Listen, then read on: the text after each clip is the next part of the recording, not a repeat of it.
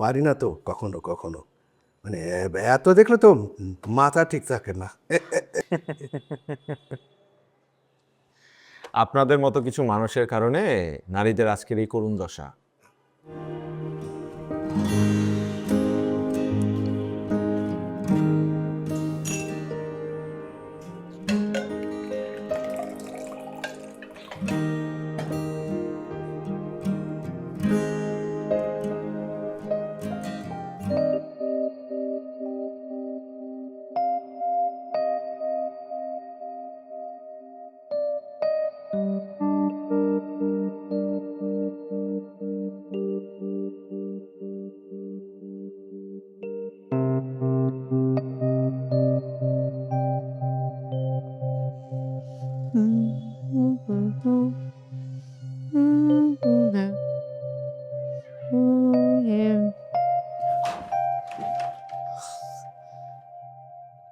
এই মেয়ে, তুমি লাইট নিভাওনি কেন?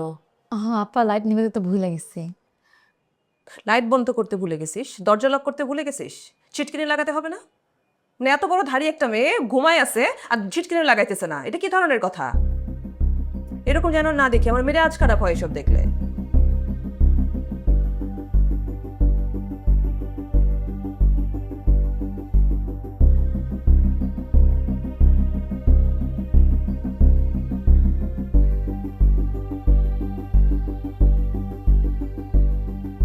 এমনই তুমি থেকে তুমি আগে পড়ছে।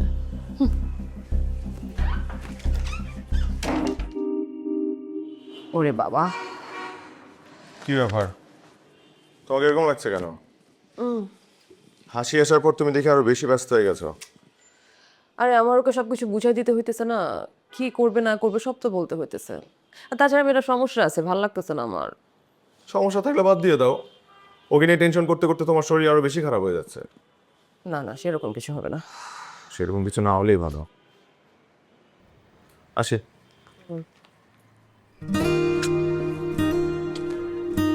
আল্লাহ হাফিজ। পৌঁছে একটা ফোন দিও আমাকে।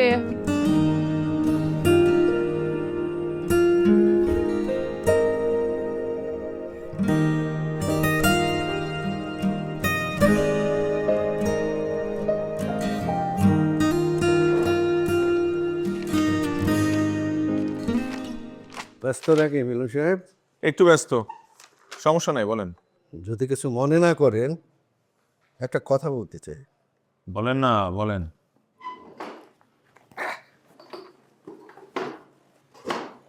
কি ব্যাপার, চেয়ারটা নিয়ে এরকম করছেন কেন? একটু কাছে এগিয়ে আসলাম আর কি।